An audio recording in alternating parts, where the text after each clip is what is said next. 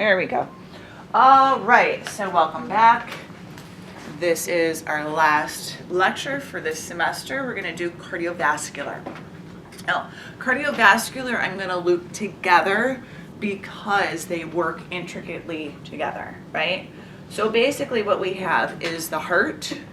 The heart pumps blood to the body. And why do we want to pump blood to the body? To get oxygenated. Oxygen we want to take out to the tissues, right? Are you okay? You're coughing? Yeah, okay. Right? We also want to take nutrients out to the tissues. Tissues will use that oxygen and those nutrients. We'll get wastes. The wastes go back to the heart. We know this, right? Now let's finish the gaseous part of it. At that part, the heart will take the blood and pump it to the lungs. It'll offload carbon dioxide into the lungs and it will pick up what? Oxygen. Pumps it back to the heart. Heart to body, body to the heart, heart to the lungs, lungs to the heart. Got it? Okay, everybody understands that circuit. Now we get nutrients, right? This is the one thing that we're missing. Okay, we get nutrients as well. What happens if you can visualize the inferior vena cava? Okay, the inferior vena cava comes into what chamber of the heart? Very nice. You deserve a candy for that one. So the inferior vena cava is going to come into the right atrium, right? And the inferior vena cava, and I'm off the camera, I'll be right back. The inferior vena cava comes from the inferior aspect of the body. It's one of the major veins that will bring blood back to the heart. The other one is what? Superior vena cava. Okay, so if you can visualize, inferior vena cava is going to come up about here, right? And it's going to come into the underside of the right atrium. Can you picture that? This is such a cool anatomical structure. As it's coming up, it passes right through the liver, okay? And your liver, we're going to learn about more in gastrointestinal, but is going to process all of our nutrients and basically put those nutrients into little packets that it will put into the bloodstream in the what? That I just mentioned. Inferior vena cava. So the inferior, it's like a drive-through, right? The drive-through is the inferior vena cava. The drive-through is the liver, right? You're on the bus, right?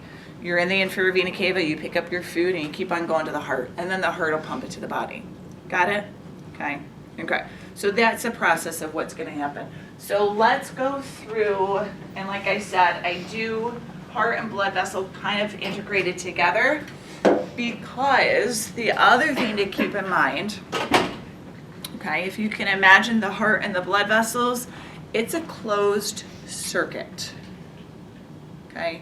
And the reason, except when it gets to capillaries, where it'll exchange into the tissue interface at that point, the reason I want to talk about the cardiovascular system being a closed circuit, and this is why we talk about heart and blood vessels together, is because it must maintain a certain what?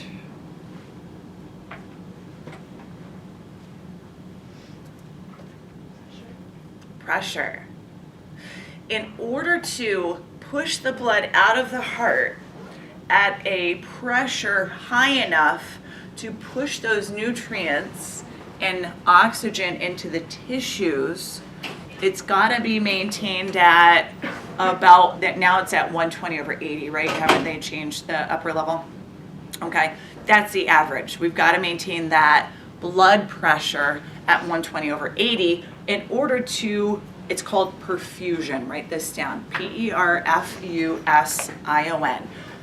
Perfuse, or have the act of perfusion, so we can push those nutrients, right, and those gases out into the tissues. Does that make sense?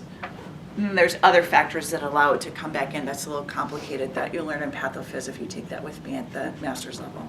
Does that make sense? Okay, so heart delivers oxygen and nutrients, brings back the waste to the heart, picks up new nutrients at the what? What's the drive-through? The liver. Picks up and drops off gases at the lungs. Okay, got it. And it's got to be at a certain pressure. So there is systemic pressure, but there is also a different pressure we'll talk about in the lungs, okay? Pulmonary, right? Probably heard of pulmonary hypertension at this point, right? So that's in those vessels that are going to the lungs. Are you with me? Okay, let's go. So cardio, heart, vascular, small vessels or vessels. Moves the blood, supports oxygen and nutrients to the tissues of the body, okay? So blood vessels are gonna go heart, arteries. Arteries are the large vessels that move towards or away from the heart. Away. Away, artery away. Those arteries turn into arterioles, the arterioles turn into capillary beds. And the capillary beds are the smallest blood vessels that we'll see. They're so small, they're only what? 1 cell thick. This is where we can exchange all those substances. We will send the waste into, what are the small vessels leading away now? From the capillary beds towards the heart, venules. Those venules go to large veins, they go to the heart, okay? And that's that circuit. And we'll look at arterioles and venules and capillaries in lab. Arteries away from the heart, they are muscular and thick. When we look at them microscopically in lab, they always take a round appearance because they have a thick muscular wall. Now, they're going to be thicker than veins. Can anybody guess why? Because of the pressure in them.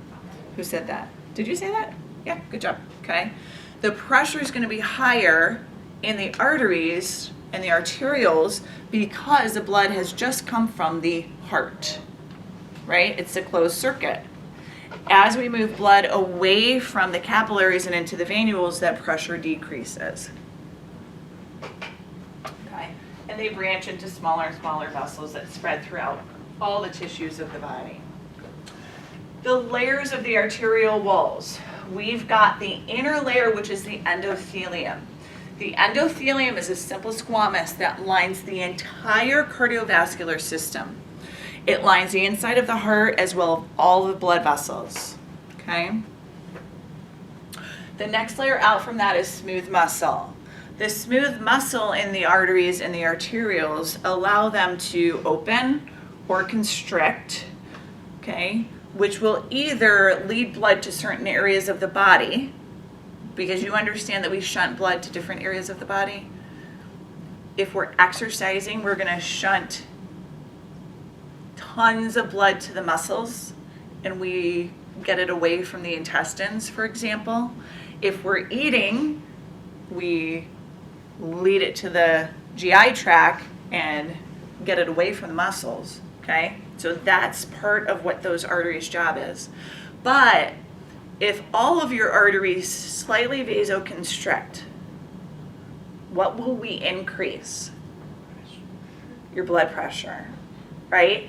Because you're going to increase the pressure in that closed circuit, it will increase the systemic blood pressure. Does that make sense? Okay? Around them, we have a layer of connective tissue. It's like a loose, irregular connective tissue with collagenous fibers, and that simply helps to anchor them in place. Okay? So those are those 3 layers. Now, what can happen is the endothelium can actually get damaged. Okay? And I believe part of that muscular wall can also get damaged. And what can happen, so if you can imagine those 3 layers, right? And you've got the blood inside.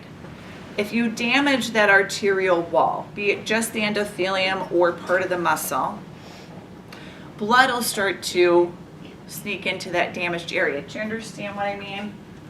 Let me draw a little picture. So if we take a blood vessel, let's take the aorta and split it transversely so we're looking inside. Okay? We want these walls to be nice and smooth. If we get damage, and this can happen from inflammation and the deposition of fats.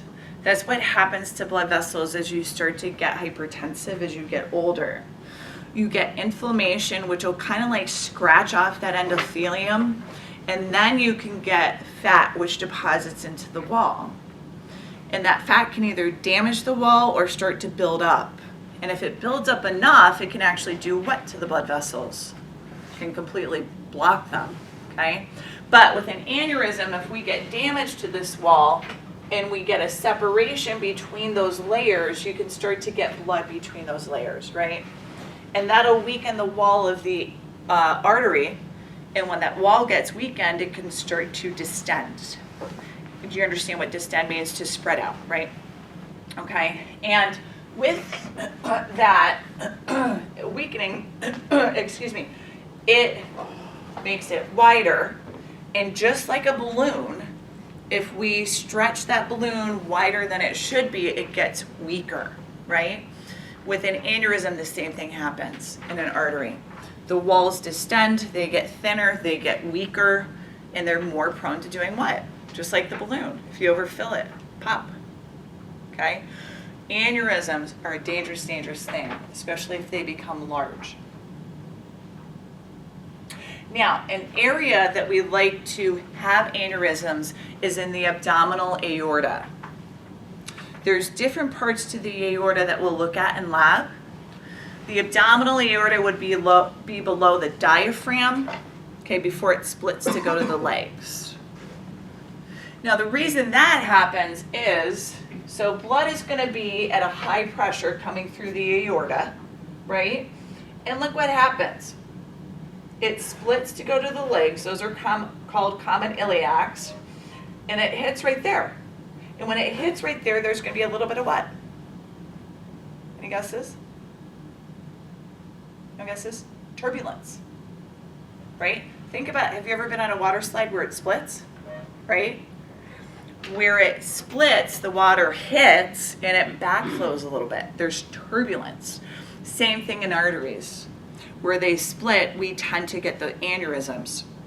As they'll hit, there's a little bit of backflow creating turbulence, which will keep pushing on those walls and pushing on those walls, and it can stretch them out. Okay? So, aneurysms we need to monitor, especially about size. If they get too large, they do have to be surgically stabilized. Okay? Does that make sense? All right. So, any questions about this? The other place that we like to do it is in the brain. In that blood supply called the circle of Willis, there's a lot of bifurcations and splits in that. We like to have aneurysms there. Well, we don't like it, but you understand what I mean, right? We're prone to it. Okay. Arterials are the smallest arteries. Generally, I wouldn't ask you, if they're 0.3 millimeters or less, but just to give you an idea. The blood pressure is starting to lower. It's going to lack that outer connective tissue. It's basically going to have just a thin, smooth muscle layer. It's going to regulate blood flow to the capillaries, okay, or the capillary beds. So vasoconstriction and dilation we spoke about. Constriction is making it smaller, and that happens through what part of the autonomic nervous system? Parasympathetic or sympathetic? Sympathetic, okay? This is why if somebody is stressed out, their blood pressure goes up. Vasodilation is when the muscles relax and they open up. We can also shunt blood to different areas of the body this way. Controlled by nerves, hormones, temperature, right? And our hands get cold in the winter because we'll save that blood from the periphery to warm the internal organs. Right? What do you want to lose, a finger or your heart? You don't want to lose either, you know what I mean, right? Okay, your body in times of severe cold will shunt the blood back to the internal organs to keep them as warm as possible. And this is why with frostbite, if somebody's caught outside, they lose toes usually first, fingers, hands, feet, etc. Okay? Any questions? Okay. Capillaries is where we'll have this exchange of gases and nutrients. A capillary, if you look at it, guys, is the same diameter or slightly larger than a red blood cell. So that red blood cell has lots of surface area to exchange gases to and from the tissues. Okay? So this is thin-walled. It's a single layer of squamous cells that allows oxygen, water, and solutes to cross, but not the red blood cells. That's an important thing to know. Your red blood cells won't come out into the tissues. They stay in the capillary beds. Now, I keep saying capillary beds. Do you understand what I mean by a capillary bed? You don't just have an arterial, one single capillary, and then a vein wall. You'll have an arterial that feeds a network of capillaries that spread out to those tissues, right? Does that make sense? No? So if you look at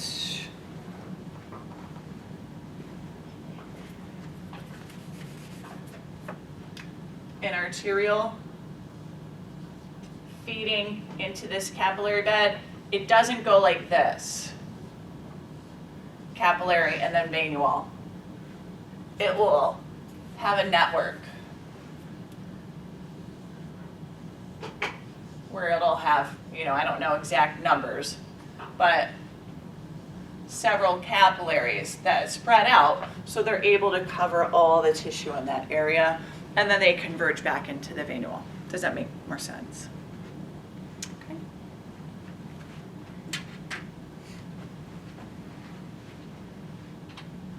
The lymphatic system.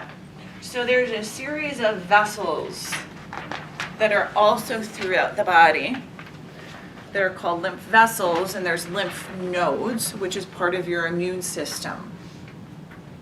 Now, part of their job is to release cells that help fight off diseases. Another part of this lymphatic system is to pick up excess fluid. And you'll see people post-surgical or as they get older, your lymphatic vessels don't work as well, and we tend to get edema or swelling in the extremity that has damage. And these are the people that end up wearing those support hose that help to push the fluid back. So the lymphatic system has vessels throughout the whole body that helps to pick up that excess fluid to be returned to the heart, okay? I don't think I get into exactly where, right? Oh, the thoracic, there it is. I wasn't sure if I went through this or not. The thoracic duct is the main one that will actually lead up through the body, and it will dump right into the left subclavian vein, okay? And it'll put that excess fluid right back into the systemic circulation to be taken care of, okay? Does that make sense? All right.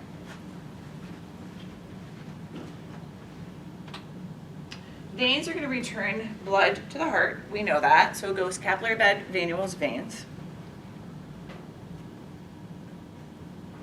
3 layers of tissue as well.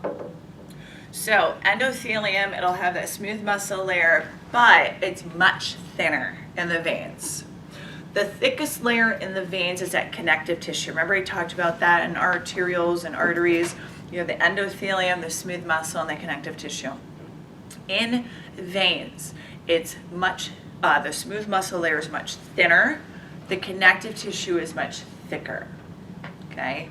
And what that does with them is it makes them generally really floppy looking because they don't have that firm muscular layer to hold them in a round shape. Whenever you look in the microscope, you're gonna see a nice round arteriole and a kind of big floppy vein because of that difference in those 3 layers, okay?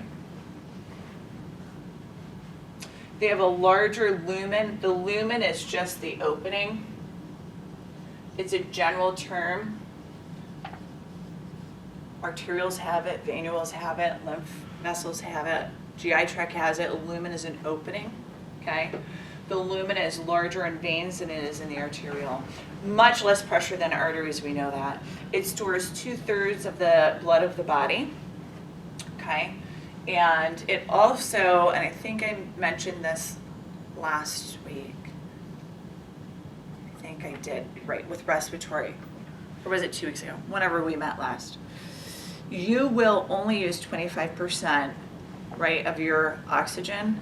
The veins are gonna store that remaining blood coming back to the heart with that 75%, right? That's a venous reserve we spoke about, I think, last time, right?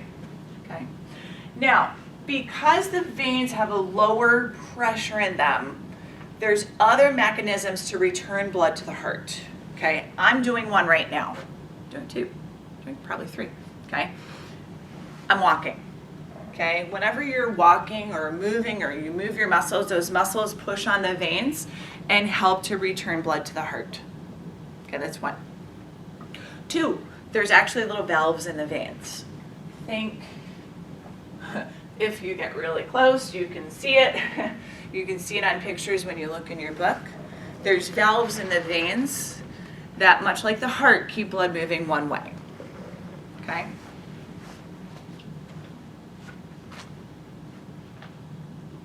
Movements associated with breathing changes the pressure in the thorax. And that pressure actually helps to draw the blood back to the heart, intrathoracic pressure. Okay? So 3 mechanisms to help blood return. Okay? Does that make sense? Am I going too fast? Okay, great.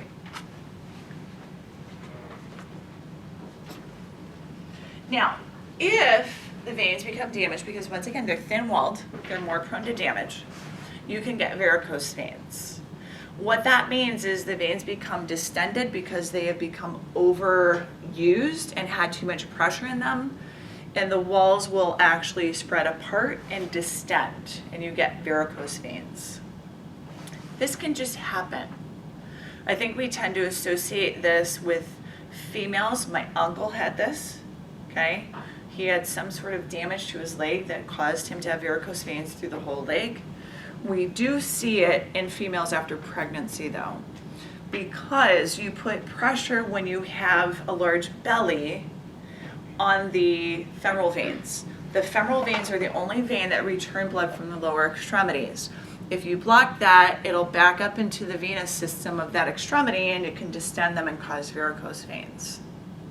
Crossing your legs can put pressure on those too and lead you to varicose veins as well if you do it chronically, okay? Some simple things that you can do, yes? The varicose veins can be only in extremities or somewhere in the body as well? Oh, they can be in the body as well. There's actually one that'll happen with liver cirrhosis on the abdomen. It's one of my favorite names. It's caput medusa, which means head of Medusa, because the veins come out from your belly button. You can also have esophageal varices. You've probably seen with hemoptysis in your clinicals yet? No, okay, I just lost you, right? What, people spitting up blood? We haven't seen that yet. You haven't seen it, you're gonna. Because people who have a cirrhotic liver will damage those veins, which will back up and the esophageal veins drain into the same vein and they'll actually end up spitting up blood. So, yeah. So yes, it can happen other places. I'm sorry, I had to do like a back up there for a minute to where it was. Yes, it can happen other places too. But it's not considered a varicose vein. Those are the extremities. But you can get the same physiological damage to other veins. So what do they do if it's inside the body? They have to backtrack to where the pressure is increased and decrease that pressure. So they'll have to go in and try to decrease the pressure that the liver's causing on those veins if it's possible. So, and decrease probably systemic blood pressure too. But I don't treat, I'm not clinical with those things, I'm just guessing, right? So, okay, so varicose veins. You can actually treat these with injections. They actually go in and inject them and it'll shrink them. And then there's enough of a variable blood supply that it can get around those veins. And then we spoke about getting worse with pregnancy. Taking vitamins is obviously important when you're pregnant anyway, but these vitamins help to support the function and development of blood vessels and healing of blood vessels. Don't cross the legs. And also support hose help when you're pregnant because it'll help to return the blood to the heart and decrease the pressure on the veins. All right? Any other questions about that? Okay. Heart pumps the blood, okay? Here's the chest plate. We know the heart is left-sided. We went over, I'm not gonna go over it now because you're going over it in lab. Know the valve sounds, okay? Know where they are located on the, did everybody go over valve sounds in lab?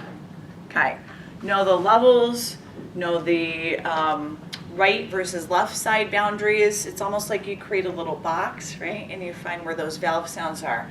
And that's bread and butter. If you're going to go into healthcare, you need to know where those are. And what should you hear when you're listening for valve sounds? Loved up. Loved up. That's it. You shouldn't hear anything. If you hear a loved up click or loved up whoosh, right? That's probably repetitively, if you hear it, some damage to one of those valve sounds. You also have the point of maximal intensity where you can hear the heart rate best because the heart is what? Closest to the chest wall. That's going to be at that same place as the mitral, right? Which is going to be left midclavicular fifth intercostal space, okay? So PMI.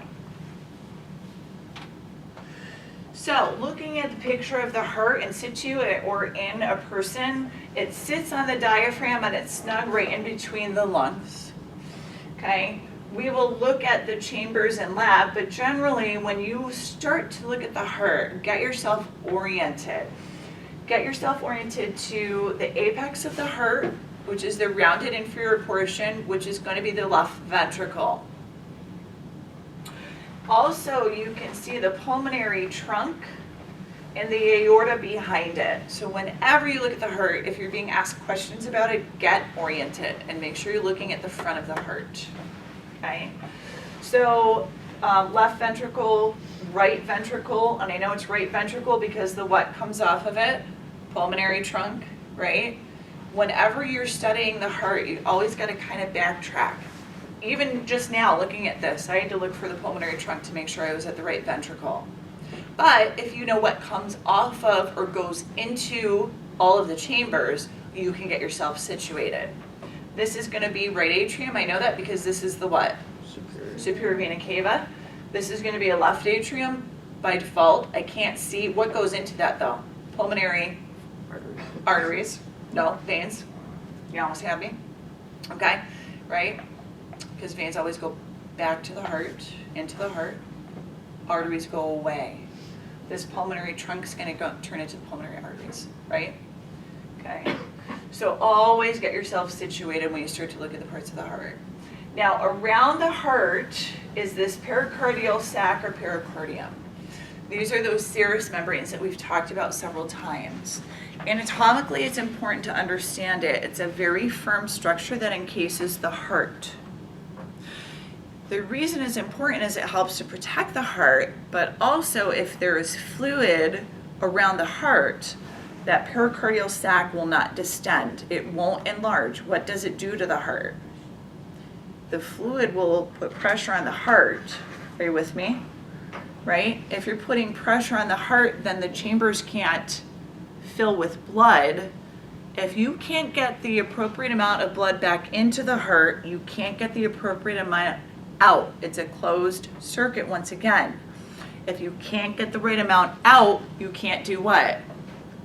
Maintain blood pressure. You can't put nutrients into tissues. Are you with me? So that is an important physiological thing to understand. Does that make sense? Okay. All right.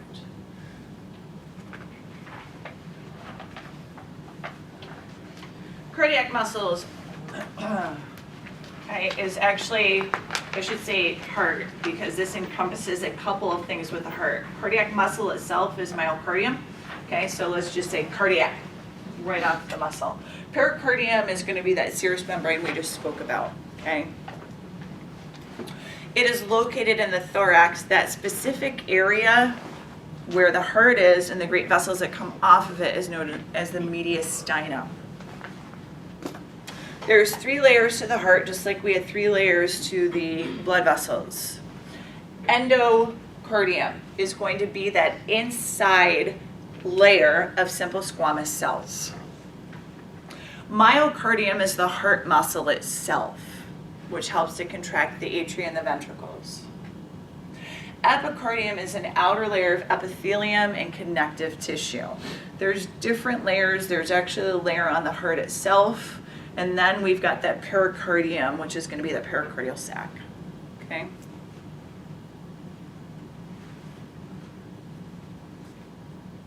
Does that all make sense? Any questions on that?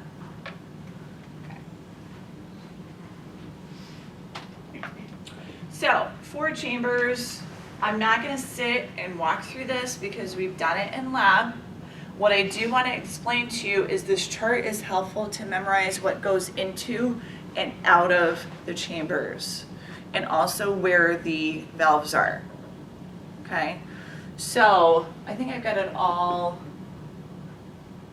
Oh, I actually don't. In lab, I actually go superior, inferior vena cava, pulmonary trunk. So you might want to take a little time, review your lab notes, and go through what goes into and out of places on this chart. Now, atria are at the top. There's a right and the left. There's pectinate muscles, which are those, we'll look at them when we dissect today, or you've probably already looked at them. They create almost like a branch-like presentation on the inside of the atria, the pectinate muscles. The ventricles are at the bottom. There's right and left. They're both more muscular than the atria because they've got to pump blood out of the heart. The right is thinner because it only pumps to the what? Lungs. The left is thickest because it pumps to the body, right? So that's important to know. The other thing I want to go over on this chart is the right heart is going to have deoxygenated blood. Now, is this blood completely deoxygenated? No, there's still how much oxygen left in it? Approximately 75%. The left side of the heart is going to be fully or mostly oxygenated. Okay, so just something to keep in mind. Okay, does that make sense? Okay. Any questions on this chart? Remember to go over what the valves are and what goes into and out. Okay. 4 valves of the heart prevent backflow. There's atrial ventricular valves. These will be the valves between the atria and the ventricles. Specifically, they are named what and what? Mitral valve, which will be on the left side of the heart, and tricuspid, which is on the right. Okay, do I have those up there? Okay, good. Tricuspid is tri-3, mitral is 2. Now, in addition, they have strings.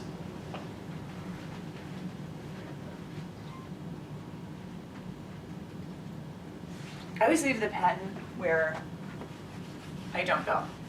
I should just always go where I do not think it is.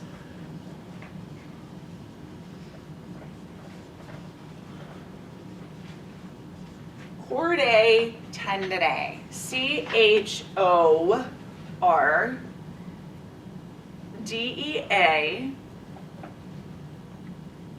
tendineae, T-E-N-D-I-N-E-A-E, chordae tendineae. These are your heartstrings. Somebody plucks at your heartstrings.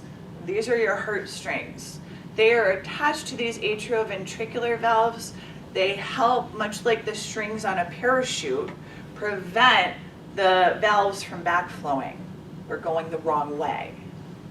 Okay, so chordae tendineae, we only see these in the AV valves. Now, the semilunar valves will be in the pulmonary trunk and the aorta, and they are 3 little moon-shaped valves. They're really cool that we'll dissect out, or you may have already dissected them out in lab, and they also help to prevent backflow in the heart. Okay, all right. We could get damage really in any of them. The ones that we most are prone to damage is mitral and aortic because of the pressure. Mitral, for some reason, if you have infection like with scarlet fever, scarlet fever likes to damage this mitral valve. Okay, and once again, I think it's because of the high pressure going through there. And the turbulence too. Any questions on those valves? Okay, exchanging gases. So we have the pulmonary and the systemic circuits, which we talked about. So, know your lab structures. So contraction happens due to nerves that go to the heart and connection between cells. So the nerves that go to the heart are sympathetic, which will increase heart rate, and what's the other option? Parasympathetic, which will calm it down. And it's a balance between the two. Because there are times you need your heart to beat faster. You're exercising, you're running away from the bear, whatever. But you don't want your heart working that hard all the time. You've got to also calm it down. So they work with each other. The other thing that happens with I should probably turn on the lights for this. I'm not sure how well you can see it on the video. There. I know. I'll turn it back off. Don't worry.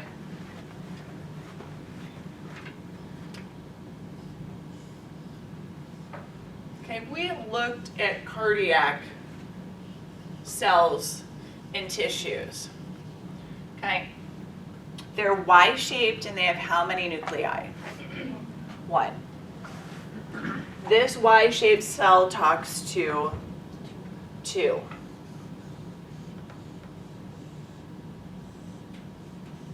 I'll stop drawing after this, right? These 2 talk to 4. It's exponential, right? And so we have that so we can have quick signal going from cell to cell. That's one reason, because of that exponentiality of the cells, right? Bifurcating and talking to more cells. The other thing is this connection between each cell is very special. It's called intercalated disc. That's the next thing down on your notes, okay? So that cell-to-cell connection is called intercalated disc. And it has a very specific juncture. It has those gap junctions. Those are part of those connectors between cells to cells that hold the cells together, but the gap junctions also have an opening. So the ions that help the cells to contract can move through there and stimulate the next one quickly and efficiently, okay? And we have this multitude of factors so the cells can talk to each other so quickly because why? It's a really simple answer.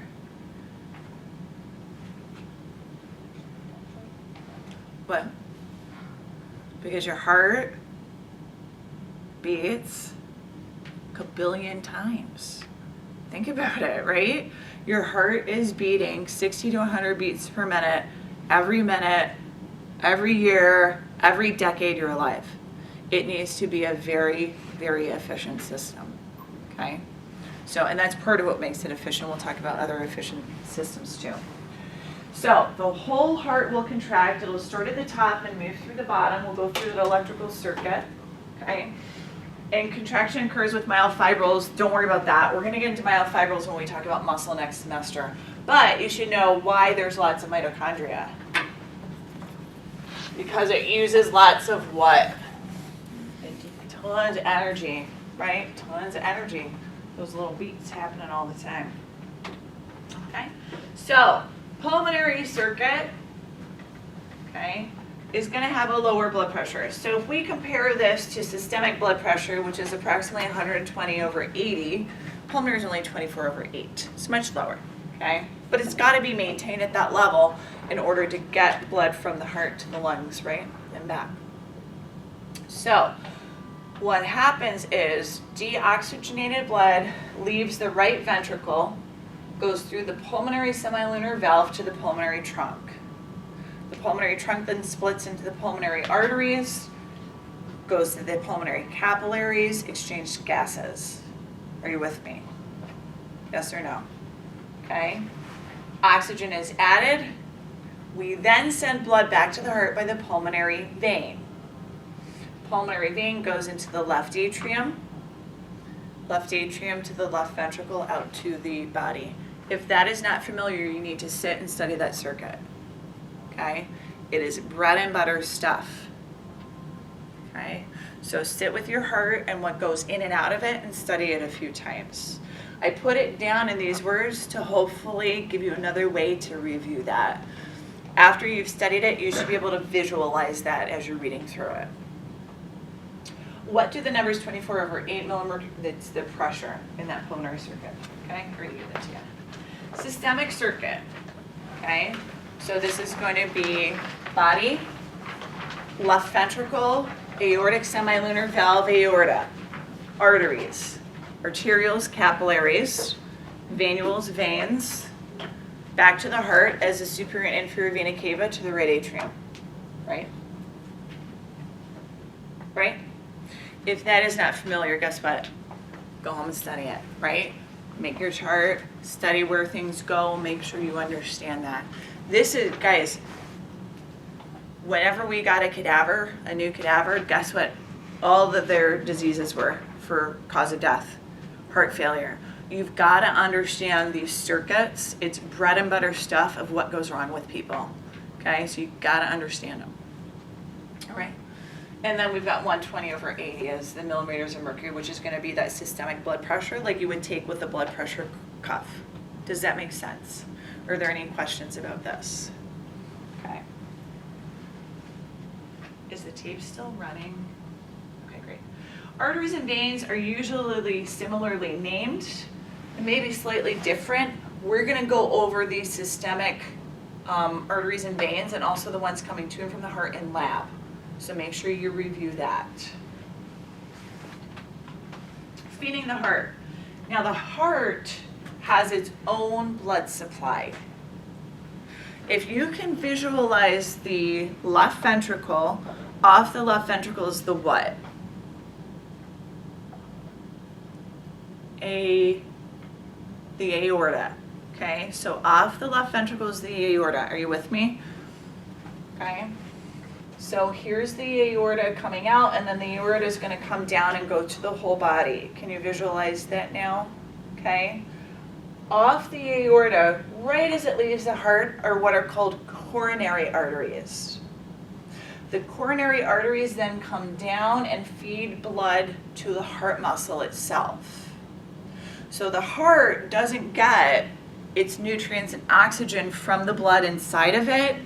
It gets it from these coronary arteries. Are you with me? This is where we get blockages in the coronary arteries that cause myocardial infarctions or heart attacks. Okay?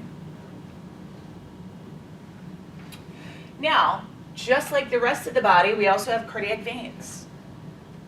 Those cardiac veins will lead back to the right atrium. And what's called, do I go in?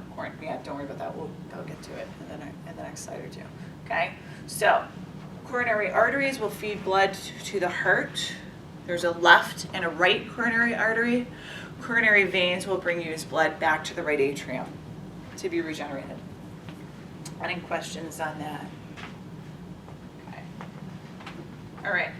Here's a better picture. So here's the aorta, and they've kind of done, this is behind these structures, so they've sort of superimposed it for you. We've got the right coronary artery, which will come down and feed the right ventricle, and then usually goes to the back.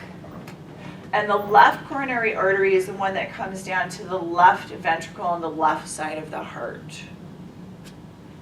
Okay? This is the one that causes most problems because this is going to feed which chamber of the heart? The left ventricle, and the left ventricle feeds blood to the whole body.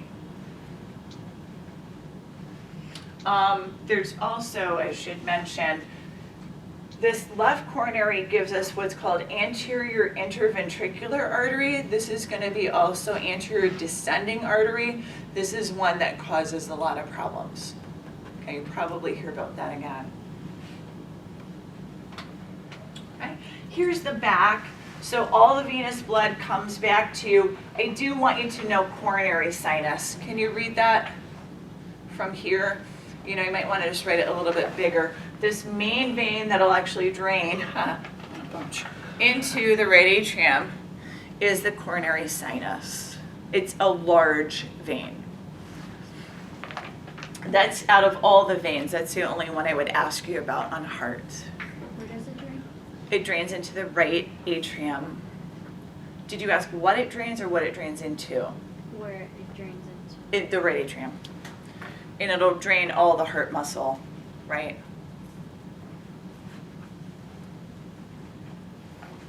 Any other questions on that one? Okay.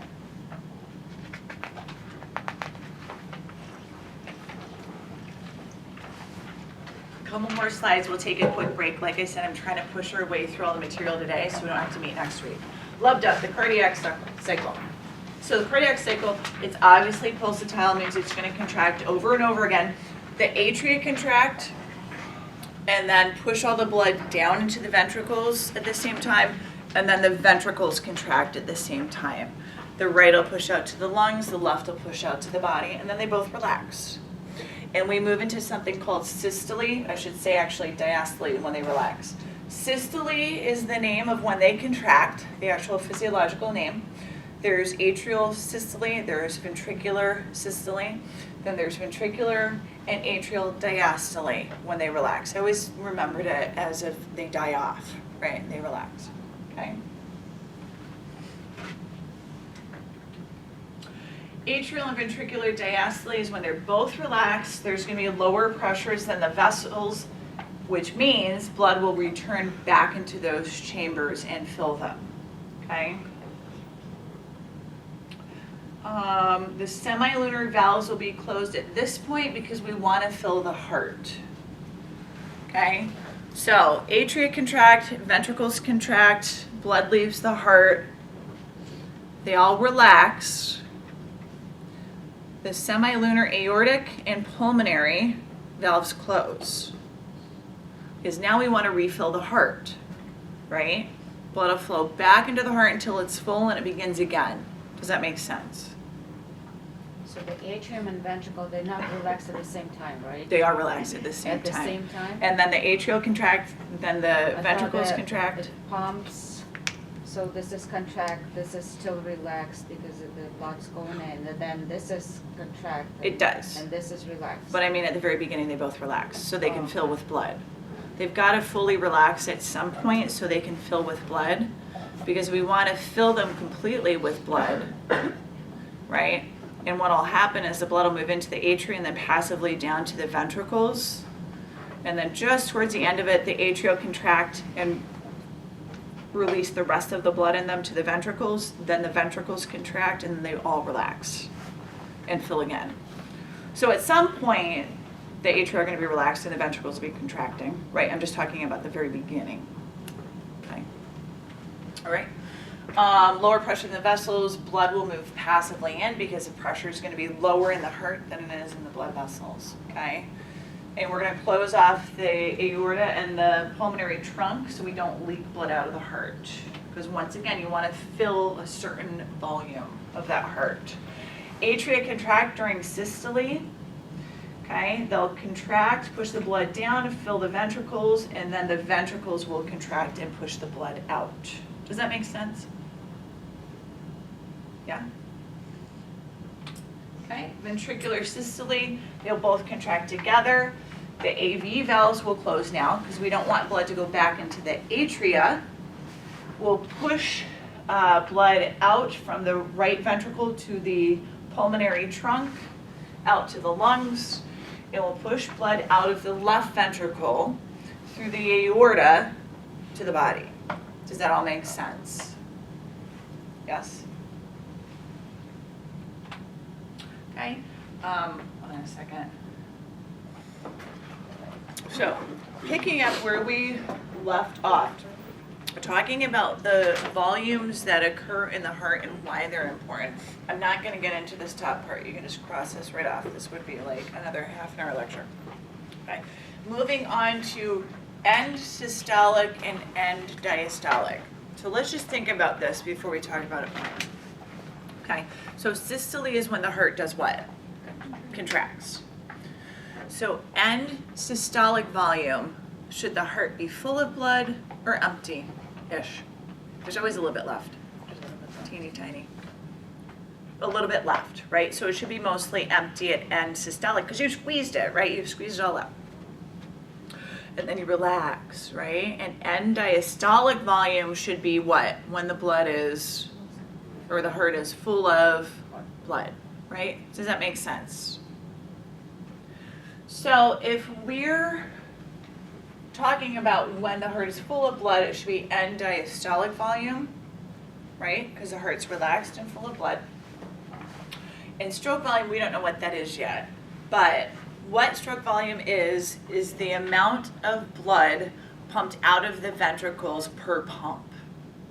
Okay? Does that sound familiar? Have you guys gone through cardiac output? Systolic Yeah. minus Yeah. diastolic? Hmm? It's systolic minus diastolic.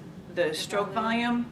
The stroke volume would be systolic number or systolic the Like volume? volume minus the systolic volume minus diastolic, this is gonna be that amount. Yes, it will be, but I'm not even gonna go into that. Just think of it as the amount of blood per pump, right? So when you fill up the heart at the end of diastole, the amount of blood, and I think we focus primarily on the left ventricle, the amount of blood that comes out of that left ventricle per pump is gonna be the stroke volume, okay? If we multiply that at how many beats per minute we're going, you get what's called cardiac output. Okay, that's the amount of blood that your heart's gonna pump out per minute. Does that make sense? Okay, but you are correct, and I just don't wanna get that detailed, okay? All right, so quiescent period is when the heart's totally relaxed. There's just a short period of time where the heart's totally relaxed, okay? Okay, so does that make sense?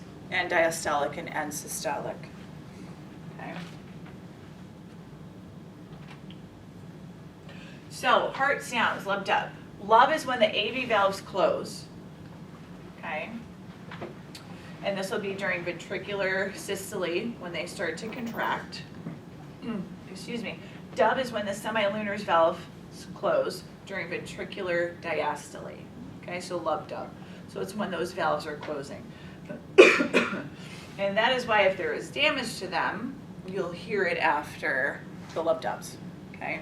Or after the lub or after the dub, okay? I think it's more frequent after the dub, so you'll hear it. Murmurs happen due to some sort of damage to these heart valves. It can be congenital, it could be born with it. If you have an infection, a severe infection when you're young, it can actually attack those valves and make them harder and less resilient, okay? Could be atherosclerosis depositing on that as well, okay? If one of those, because of the damage to them, doesn't close completely, you'll hear that backflow of blood. I almost said of water, okay? So cardiac conduction, so moving from the mechanical into the electrical. And this electrical, once again, is going to be the movement of ions, how they move from cell to cell through the heart. It's got to be very systematic. If you've ever seen somebody who has had to have a defibrillator, it's because this electrical system is not conducting correctly, and the electrical system or signal is going throughout the whole heart. So we've got to have it very rhythmic and very directional. So what happens with cardiac conduction is there's an electrical signal which will begin in the right atrium. It'll move to the left atrium as it also moves to this juncture between them and the ventricles, and it'll send it down the ventricles and back up and around.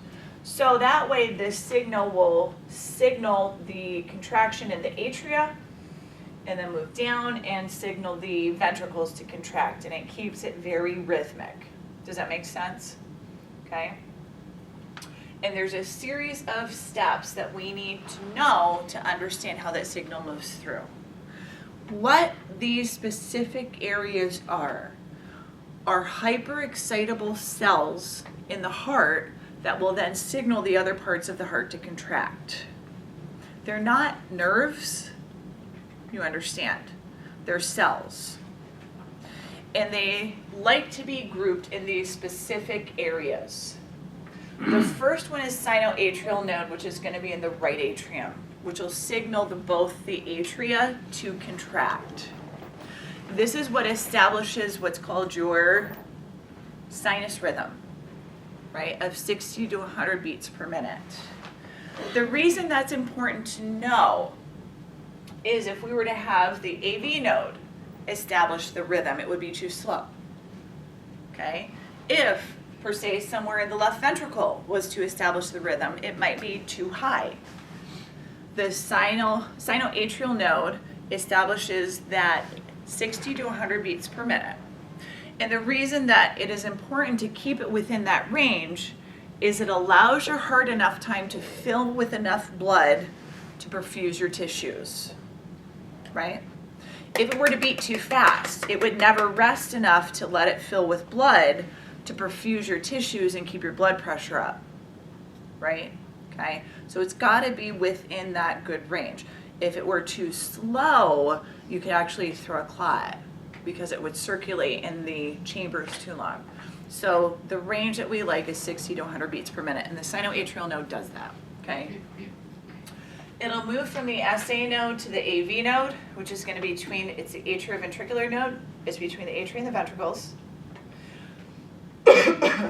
It then goes through the bundle of Hess. Do I have that up there? Okay. So atrioventricular bundles, also known as bundle of Hess. The reason that there's two names quite often for things now is because they are trying to move away from the doctors who found the original structures. So Dr. Hess, I'm assuming, found the bundle of Hess and named it after himself. Well, anatomists don't like that anymore, so they're trying to move away from that. So the atrioventricular bundle, you're going to hear it as bundle of Hess though, just so you know. Also known as bundle of Hess, is going to be between the two ventricles. It'll split into the right and left bundle branches. Add that on.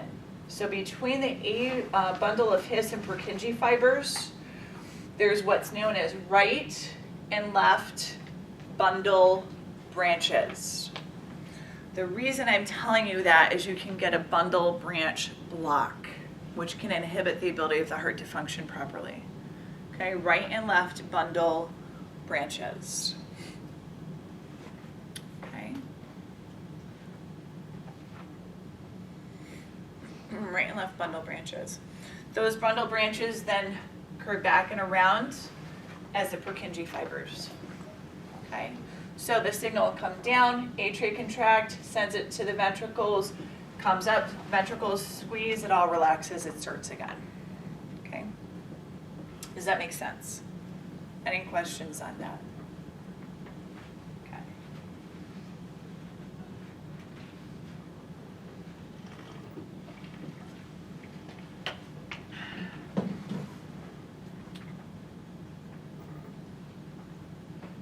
Preload and afterload are a little confusing, but I know that they want you to know this in clinical. So let me try to go through this. Preload is the degree of stretch of heart muscle. You want your heart to be a certain size. I had a cadaver years ago whose heart was so big it came to the left chest wall. And you would think that is good, right? But it's not, because it's not that he is increasing the muscle size. What's happening is the heart's getting stretched and it's getting flabby. So it's not as efficient to pump the blood out to the body.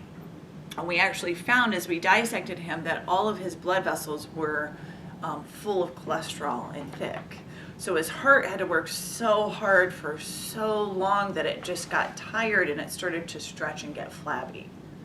So you don't want the heart muscle to be too big, because then those muscle fibers, they can't like attach to each other to contract as efficiently. It'll be a weaker, flabbier heart.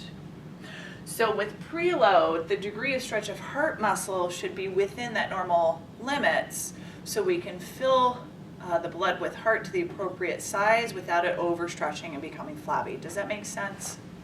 Okay. So this will increase if we get that enlarged flabby heart and diastolic volume, right? And it won't be as effective at contracting, okay? So calcium, you know, we deal with contraction of heart muscle with sodium, potassium, but calcium is an important thing as well, okay? And you've got to have a certain amount of that calcium in those cells to infuse those cardiac cell muscles, which I don't know why I put in with preload really, but as a side note. Okay, so does that make sense? You want to have that right size of the heart. Now, afterload is the beginning of contraction, and it's the strength of that heart muscle to push at a higher pressure than is in the aorta and the pulmonary trunk. Okay, so afterload is the ability of the heart to contract enough to push blood basically out of the heart into the aorta and the pulmonary trunk. So that pressure must be higher in the ventricles and the valves to get into the arteries.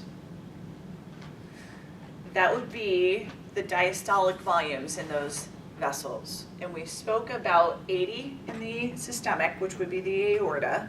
So the heart has to be able to overcome 80 millimeters of mercury of pressure to get blood out, and 8 millimeters of mercury in the pulmonary circuit.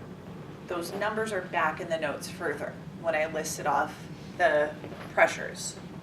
So if the heart can't get that much pressure to push the blood out over these, the heart will fail. Are you with me?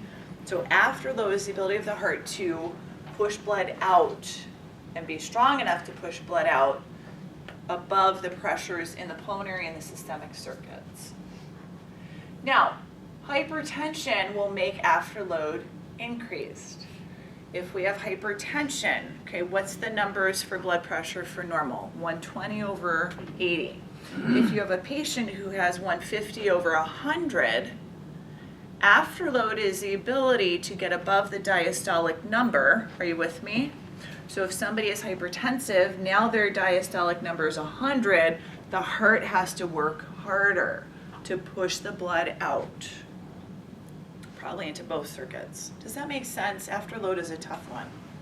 Okay, so afterload is the ability of the heart to contract at a strength that will push the blood out into the systemic and the pulmonary circuits. And it's got to go above the diastolic numbers, so as blood pressure increases, the heart works harder. Okay? Okay, so a side effect of the increase in pressure is your heart's going to work harder and get more stressed. Right, does that sort of kind of make sense? Okay.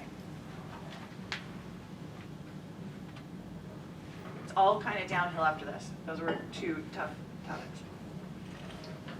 We know this, innervation, sympathetic versus parasympathetic. Sympathetic is thoracolumbar, parasympathetic is craniosacral, right? In general, the heart will get its innervation from the vagus nerve to calm it down, okay? I thought I was gonna sneeze, sorry. So parasympathetic slows the heart, sympathetic increases the heart rate, and it's a constant balance between the two. You don't want it to go too high, you don't want it to go too low. Electrocardiogram is going to measure the voltage and the change of the water throughout the body as is changed by the heart. Okay. Electrodes are placed on the chest, wrists, and ankles. We actually have this in lab. I don't know, did anybody do it? I have had trouble with the machine. I got to reset it. Probably not, because I have to reset it.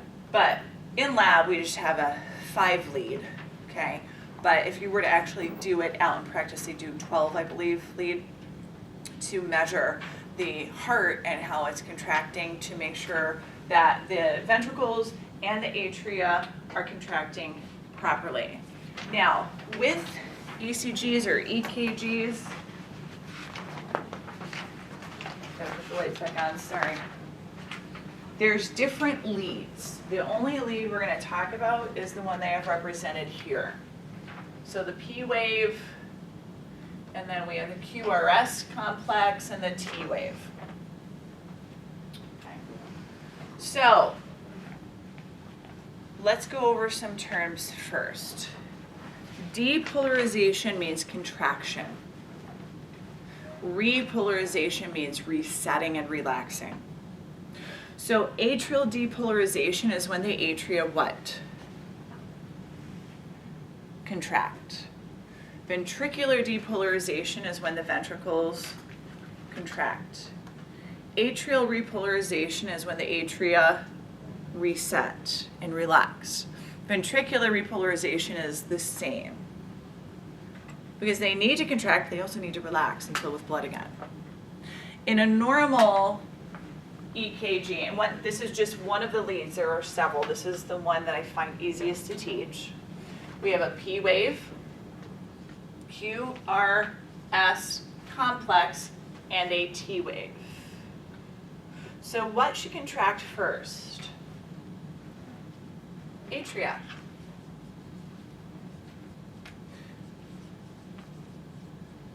Okay, P wave denotes atrial depolarization.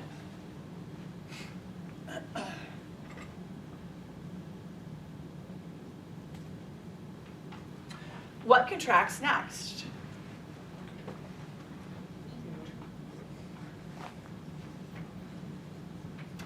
Okay, QRS complex is ventricular depolarization. Okay. Any guess what the T wave is?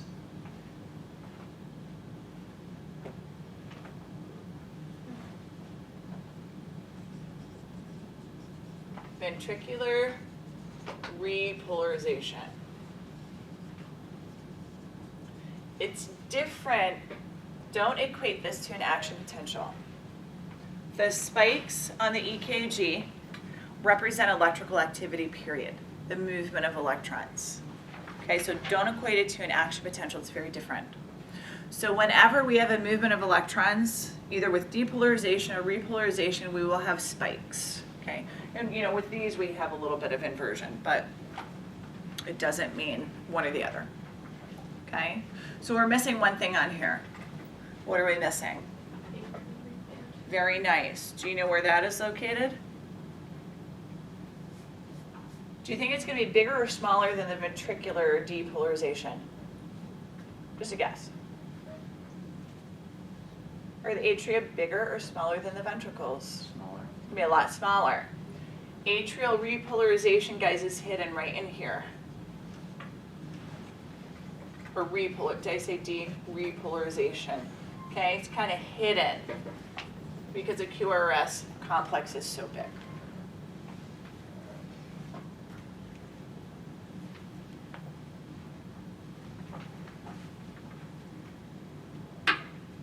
Okay, does that make sense? So let me ask you a few quick questions. I'll turn the lights off first. If the P wave is missing and or displaced, if the P wave is missing and or displaced, what might we have problems with? The atria. If the QRS complex is missing, it's usually more like the T wave. If the QRS complex or the T wave is missing, displaced, spiked, inverted, something wrong with it? Ventricular. Okay, ventricular. Which one is more damaging? Ventricle, because the ventricle is pumped to the body and the lungs. Are you with me? Does it sort of kind of make sense? So my father-in-law, yes, go ahead. Is that why VFib is more dangerous? Absolutely, yeah. And you stole my thunder. We're going to talk about that. That's okay. My father-in-law, when he was hospitalized a couple weeks ago, okay, I was sitting watching his EKG. And I kept seeing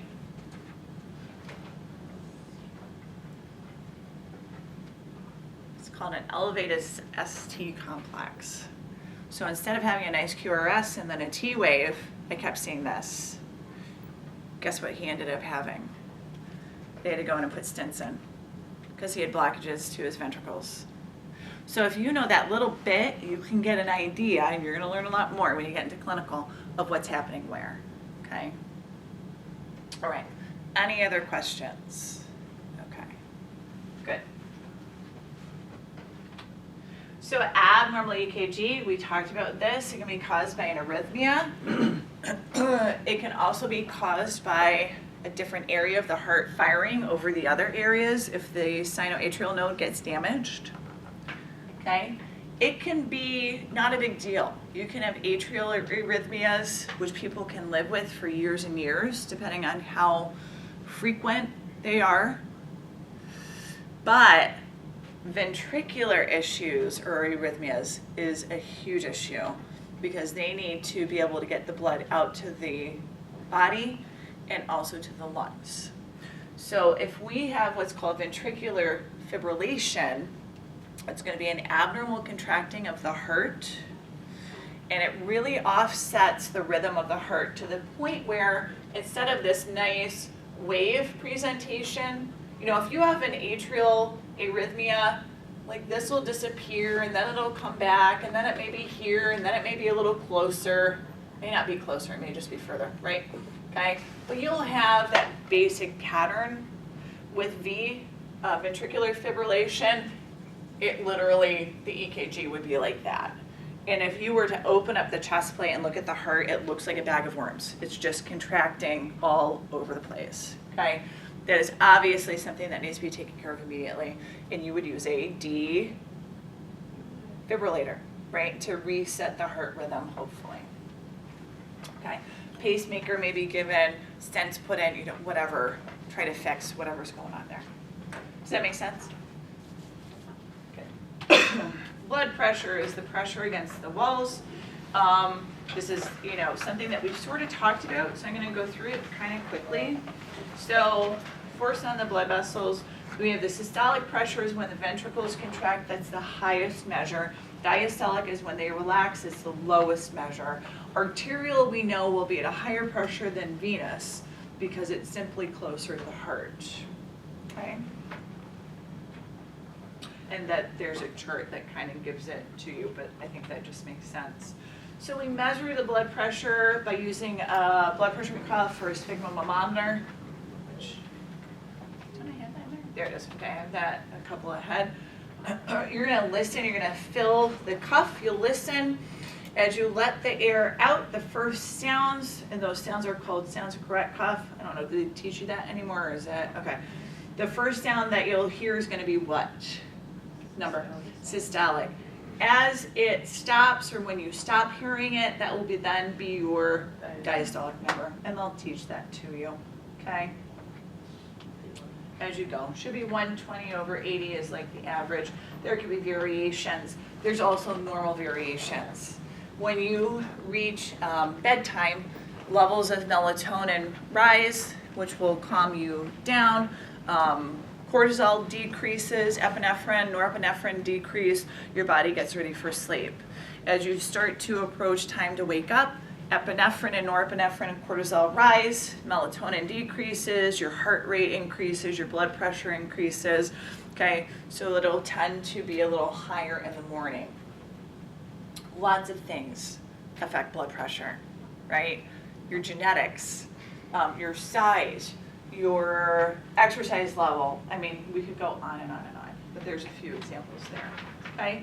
So here's the cuff that'll measure the blood pressure. We went over this. You place it over the brachial artery would be a good thing to know, okay? We've got this systolic over diastolic. Any questions on that? Good. Okay, hypertension is obviously when blood pressure goes up. This can happen when vessels become scarred or hardened. Okay, they're not going to be as pliable. That process is called atherosclerosis, which hardens the blood vessels. So when you get inflammation that damages the internal lining we spoke about before, and you'll deposit fats into those tissues. You can also have something called white coat hypertension, which simply means what?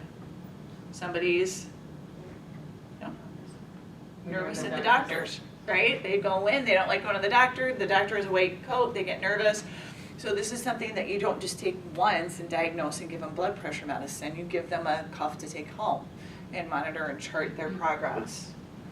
Okay, so this number I believe has been dropped down to 120/80. Whoa, not quite, right? Now you could get hypotension. I'm very hypotensive. I was in the hospital for diverticulitis, so I had nothing by mouth, right? I had no caffeine, I had no salt.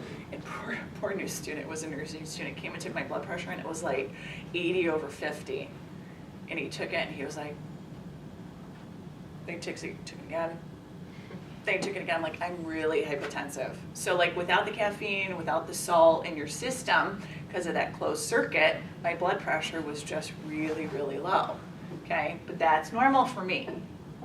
So the only treatment for this is, first of all, I can have orthostatic hypotension. I have to be a little careful. But the only treatment for this is eating salt. Okay? I eat more salt with my food so I can retain fluid So hopefully I can maintain a decent blood pressure and drink my caffeine, right? Okay. So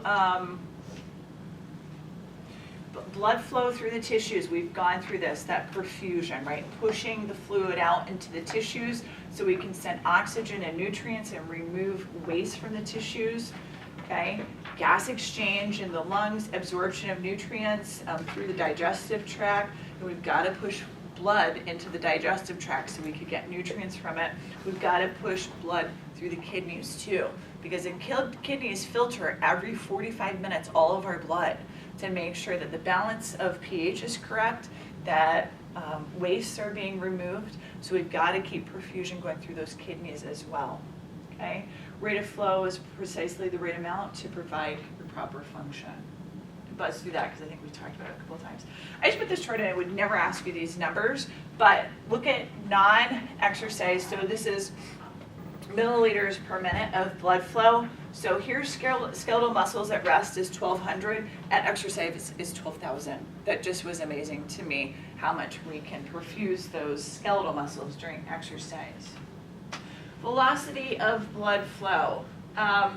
Don't worry about this. I was looking at this earlier. I'm not quite sure. I got these notes from the book. Inversely related to total cross-sectional area. It's going to be fastest in the aorta because it's biggest. So that's not inverse. So cross this off. So anyway, so it's fastest in the aorta because it's biggest. As the vessels get smaller, it'll get slower, right? We want it to get slower because as it moves into the capillaries, we want to be able to exchange nutrients and waste. As it moves out of the capillaries into the venules and the veins, it'll move a little quicker, not as quick as the aorta. Okay, so velocity of blood flow is as simple as that. What do you want us to cross off? I think it's the second one down, right? That doesn't make sense to me because the aorta is bigger, it's faster. Capillaries are smaller, it's slower. I'd have to sit and think about what they're trying to get at with that. I should just do all my own notes. Okay, shock. So shock is when you don't have enough blood in that cardiovascular circuit to perfuse your tissues. Can happen from a variety of things. Could be loss of fluid. Somebody got stabbed. Somebody is bleeding into their GI tract. This happened to my grandmother. You're supposed to have approximately 5 to 7 liters of blood in your system. She was down to like 2, they estimated, because she had bled through her GI tract. Okay. You can actually have an allergic reaction and open up all your blood vessels. And because you open all of them, you don't have enough fluid in there to maintain pressure, you go into shock. Okay? Well, I don't think you have that up there, do I? Yes, I do. Vascular shock. Okay? Because you open up, does that make sense? You open up all the blood vessels, you're not going to have pressure on it. You actually go into shock because you can't perfuse your tissues. Okay? And that happens like if you get stung by a bee and you're allergic to bees, or you eat peanuts and you're allergic to peanuts, whatever the allergen is, your body released histamine. Histamine is a very potent vasodilator because it's trying to get your body's immune response to that area, but it'll open up all the blood vessels because it's an extreme response. Does that make sense? And then you won't have the pressure of fluid in that circuit. Cardiogenic shock is when there's inefficient heart and you can't sustain that circulation, okay? So you're not pushing enough fluid out. This happened to my dog. My dog actually had a tumor in her heart and it just grew big enough that she couldn't get enough blood into her heart to get the blood out of her heart, and she started to go into cardiogenic shock, okay? So, does this make sense? Does shock make sense? Okay.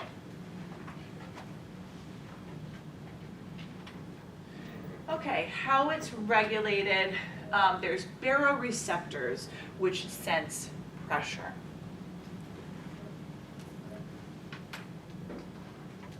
They're in the aorta and the carotids. We spoke about this last week, I believe. Okay, so in the aorta and in our carotids, which are the main arterial supply to the brain, there's little pressure receptors that just keep monitor of that pressure to make sure it's within normal limits. And those pressure receptors are baroreceptors. okay? It'll stretch them, send signals to the brain, to the medulla, and it'll regulate the cardiac output accordingly, either to decrease it or increase it.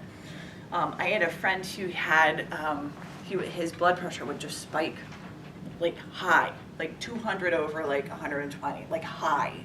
And he would actually, I don't recommend this, I'm just saying so you hopefully remember, would push on his carotid receptors, and they would sense pressure and they would lower his blood pressure. Okay, so if they sense a really high pressure, they'll bring your blood pressure and your heart rate down. I'm not suggesting it. Don't do it bilaterally. You would do one side. That's right. Yeah, not at the same time. Okay. All right. And then if it gets too low, they'll sense that and increase the pressure. Okay. Cardiac output is heart rate and stroke volume. And stroke volume, once again, is the amount of blood pumped per pump from the ventricles. Okay. Vagal tone is when you increase the parasympathetic to slow the heart rate. Okay. Your medulla oblongata has your primary cardiovascular center, which will regulate your sympathetic and your parasympathetic responses. Acetylcholine is the neurotransmitter with parasympathetic, and it'll hyperpolarize the cells. I would never ask you that, but it just means it moves it away from the action potential. Okay, nitrous oxide, no, that is a potent vasodilator, but no parasympathetic innervation to the vessels, that's only sympathetic, right? Epinephrine and norepinephrine will be released with the sympathetic response. Does this all seem, I'm kind of buzzing through this because I feel like we've gone through it already. Does it all make sense? Any questions on this? Okay. Cardiovascular disorders, tachycardia, I'm going to buzz through these because I think we'll make it. Okay, tachycardia is an increase in heart rate. Specifically, and this is something that you should start thinking about when you're going into clinicals, if you're going to a healthcare profession, you want to be specific. Tachycardia, if you just come in and say it's an increased heart rate, well, they'll say, well, what does that mean? A heart rate above 100 beats per minute. Be specific, okay? Bradycardia would be a slow heart rate of 60 or 59 and below. So be specific in your definitions, your knowledge, and your responses, and you will do just fine. Atherosclerosis is a hardening of the arteries which forms plaques. Yes?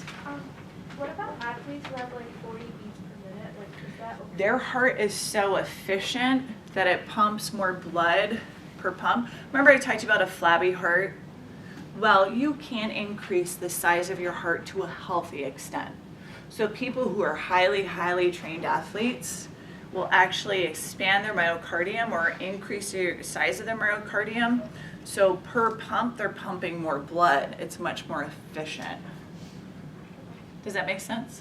What if you're not an athlete and your heart rate's really low? You should have it checked. Realize too that the range is a standard, that there's individuals. My husband, they said he had an irregular heartbeat. Oh my gosh, we all got nervous because his father has, I'm totally talking, I'm breaking Kippa left and right, but their family, don't turn me on. His father has 6 stents in his heart. So of course we're like, oh my gosh, I'm pregnant, we gotta take him in. He went in, he actually had to go for a nuclear test. He's completely fine. It's just how his heart is. So if you pulled his EKG up, it would be abnormal. And I'm not saying that that's normal, and if you have I'm not saying you do, whoever you know who has a low heart rate should have it checked. It just might be normal for you.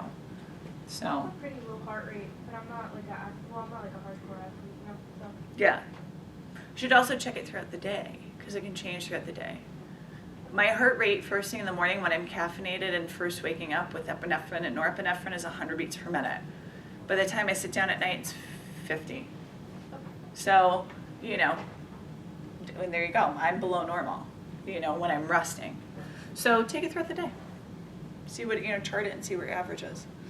So, but that being said, I can't give medical advice. You should always get it checked, right? So atherosclerosis, hardening of those arteries will form the plaques in the walls. They literally get hard.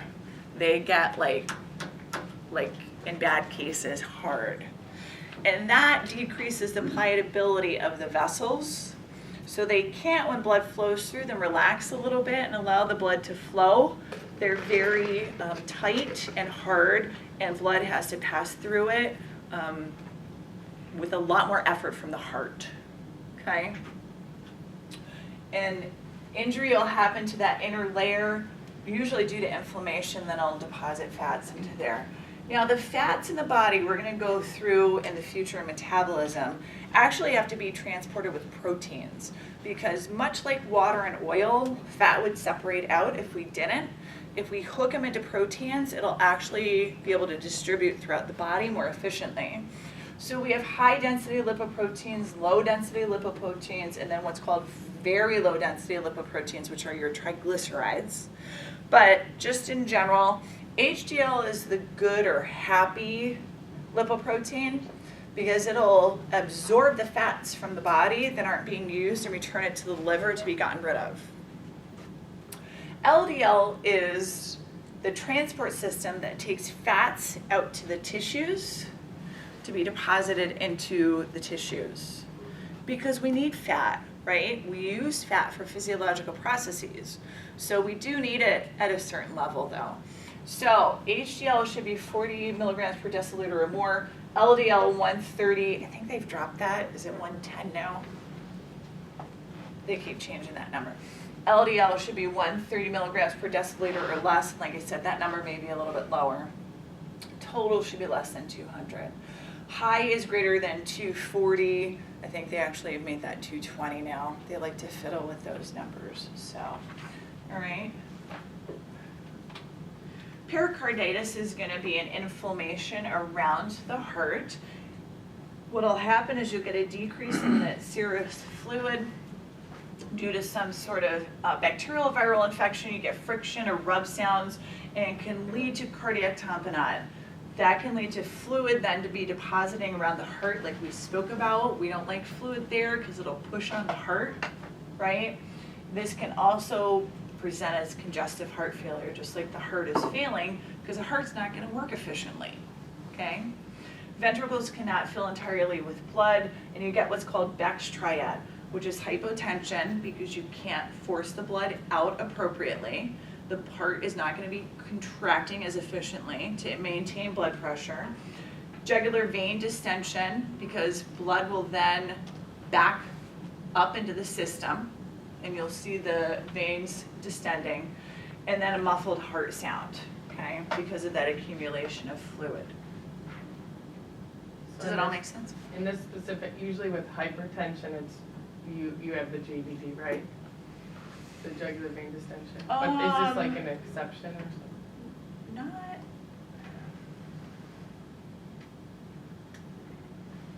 I suppose you could have distension of the jugular vein, but you'll definitely see it when the heart is failing, for sure, because it can't get the blood out of the heart, right? So it backs up into the system. So as far as hypertension, I suppose you could have distension of the vein as well, but you will absolutely see in this. So there's multiple things that can cause it, right? You would see this all the time on CHF patient or no? Not necessarily. Yeah, not necessarily. Depends on. Because my patient was CHF and he had his vein was just fine. I think it depends on what side of heart failure is. Not always. Left-sided or Left. right-sided. Exactly, and that's also a case too, right or left-sided heart issues. Angina is narrowing of the arteries that'll lead to chest pain. Okay, so with myocardial infarction or heart attacks, you have a blockage of those coronary arteries which feed the heart muscle. Remember that? Okay. The coronary arteries can also spasm in some people, which leads to a condition called angina. Okay, so it's not that they're having a heart attack, but it sure feels like it. This can be a multitude of things. It could be from nerve damage, nerve issues, stress can cause it, okay? Physical exertion, eating a lot, right? They'll go in, take a look around and make sure that the vessels are big enough. If they're not, they can open them up with a stent. Excuse me. Usually with angina though, I believe it's spasms that relax. Heart attack or myocardial infarction is going to be a blockage of those coronary arteries. Chest pain, nausea, heaviness in the chest. left arm pain, back pain, permanent injury to the heart muscle itself. Whatever heart muscle that the vessel is blocked going to dies off. Now, your heart can still function if you can kind of reset things and open it up, but you're going to have some scar tissue in there.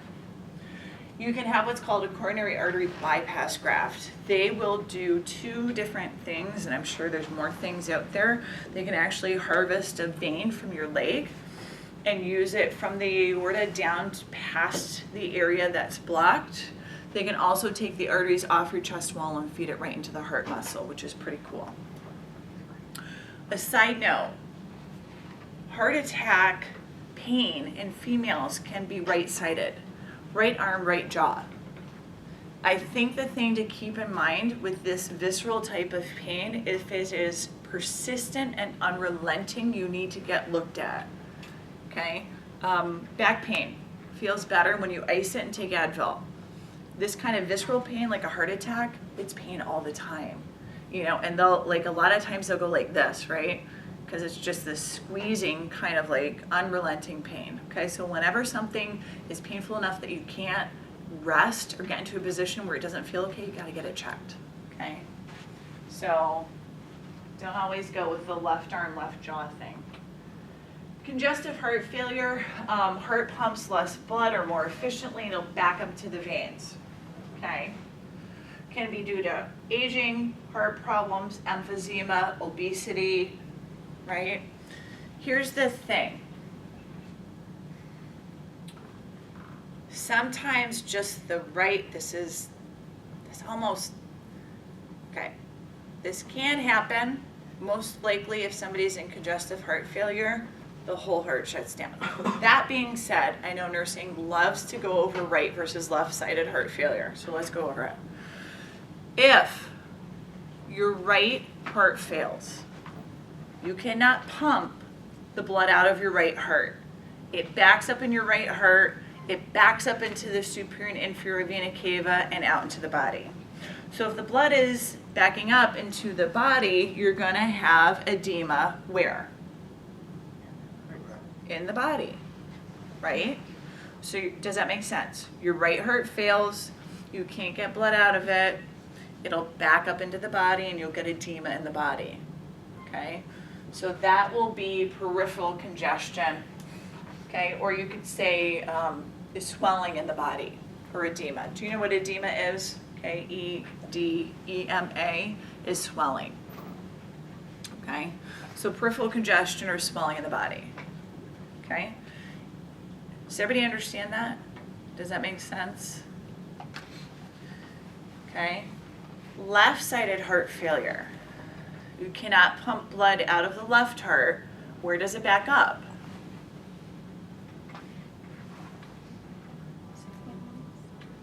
It'll back up into the lungs. Very good. If you can't get it out of the heart, so wherever it's been last is where it backs up to, right? If you're talking about right-sided heart failure, the last place it was the body. If you're talking about left-sided heart failure, the last place it was the lungs. Okay, it'll back up into the lungs and they'll show respiratory distress. So that would be pulmonary congestion. Okay. And you have thoracentesis too. What? Thoracentesis, yeah. Yeah, if they're depositing that much fluid. Does that make sense? Are we good with that? All that being said, usually if the heart is failing that much, both sides are gonna fail.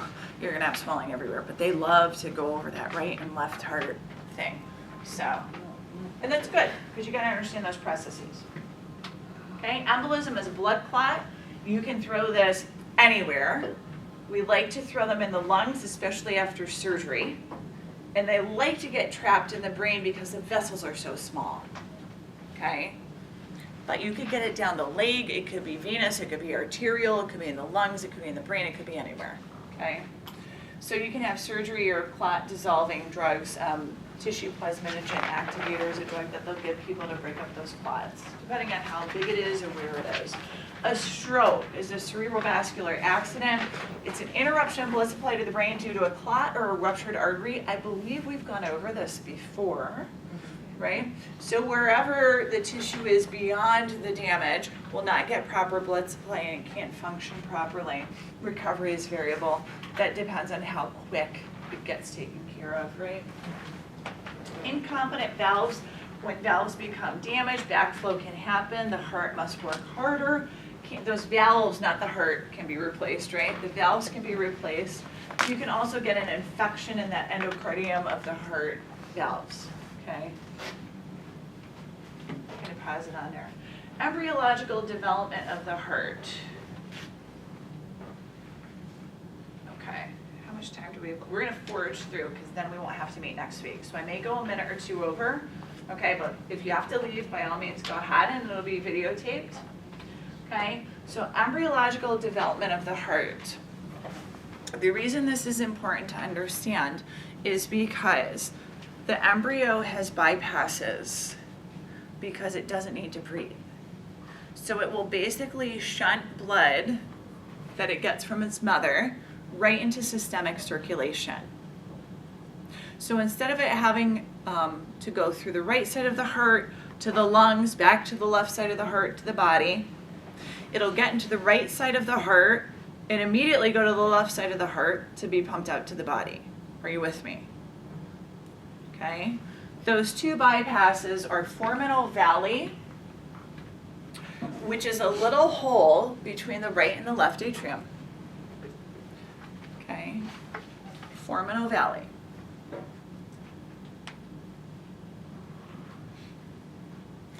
There's also a connection between the pulmonary trunk and the aorta, all right? So it'll take it from the pulmonary trunk so it doesn't go to the lungs and shunt it right into the aorta, and that's called ductus arteriosus. Okay, so both of those sort of push it away from the lungs. Now a little bit gets to the lungs because we need to nurture and grow those lungs, but most of it will be bypassed to the systemic circulation. Those are the two bypasses. Would we leave those open when we are born? No, they're shut down. Foraminal valley, or the hole between the right and the left atrium, will basically close and cover itself, and it turns into a structure called fossa ovalis. Ductus arteriosus will close and turn into a ligament, and turn into ligamentum arteriosum. Okay.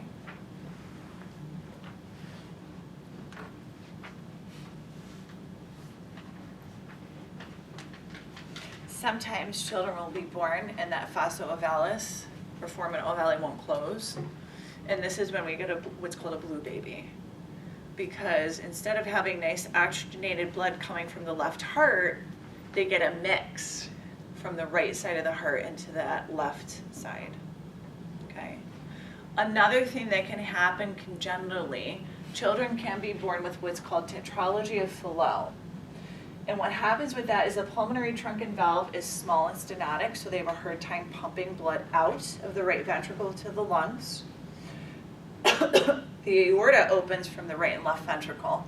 So once again, kind of mixing up the blood so they aren't having a good oxygenated blood supply leaving the left ventricle. The right ventricle gets enlarged because it's working harder to work with the aorta and also against the decrease in size of the pulmonary trunk. And then they might have an opening between both ventricles. So this obviously is going to be an issue. They'll have to have surgery for it. Any questions on those? Okay. Plaque, so here's a buildup, and you can see the lumen or the opening is decreased in size. And eventually what will happen is that gets pretty small, and you'll throw a blood clot. Guess what happens? Blood clot jams up that hole, and now anything beyond that is decreased or deficient of its blood supply. Because you do realize you're forming blood clots all the time. We just do. We break them down though.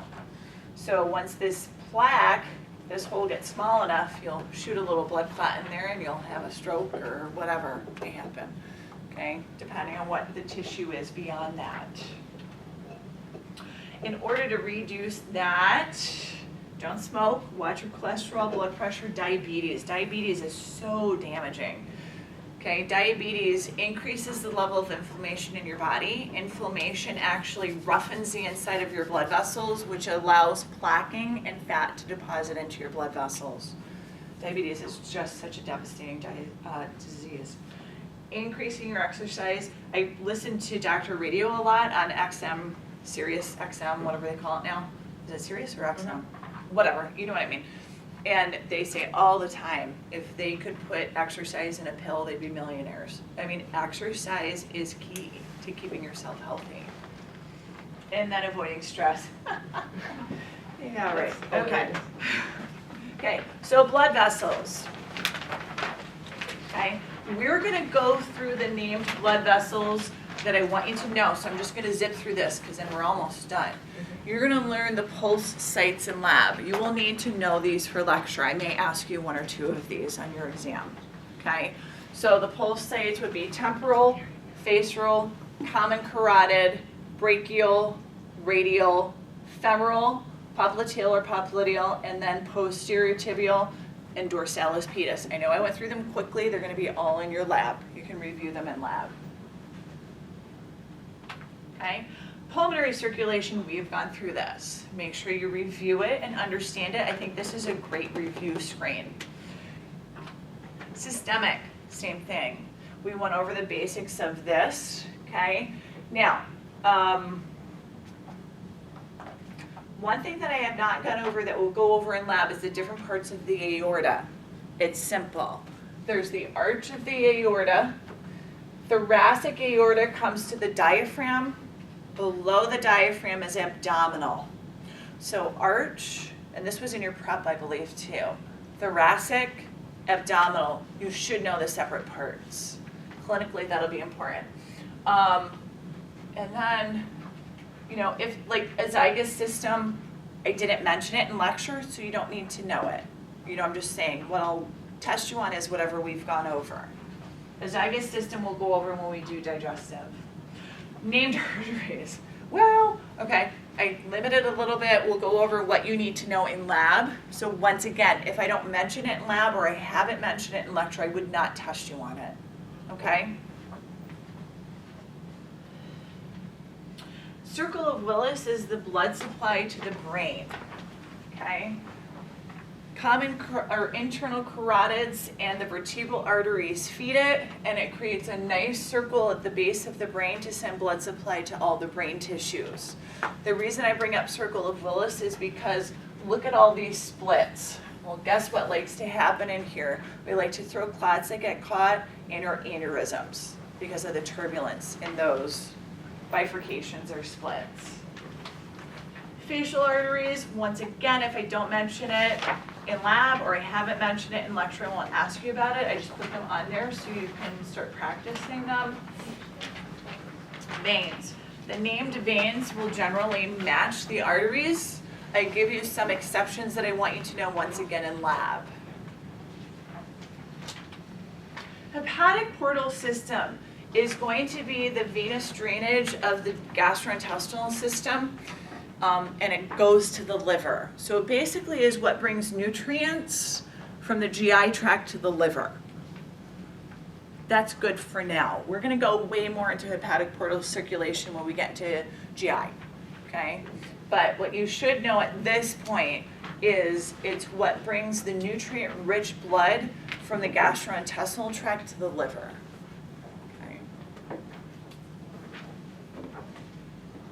I wouldn't ask you anything really intense from there. Thank you very much. That's the end.